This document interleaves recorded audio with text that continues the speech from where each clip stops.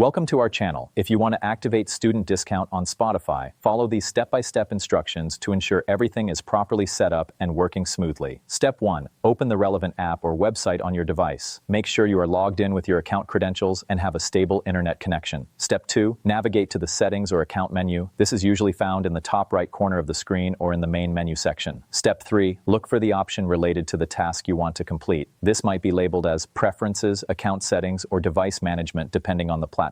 Step 4. Follow the on-screen prompts carefully. Read each instruction and make sure you understand what is being asked before proceeding to the next step. Step 5. Make sure you double-check all settings before finalizing. It is important to verify that each option is configured correctly to avoid any potential issues. Make sure you double-check all settings before finalizing. It is important to verify that each option is configured correctly to avoid any potential issues. Complete the required actions by entering any necessary information or making the appropriate selections from the available options. Step 6. Confirm your changes by clicking the Save, Apply, or Confirm button. Some platforms may require you to verify your action through email or text message. Don't forget to like this video and subscribe to our channel.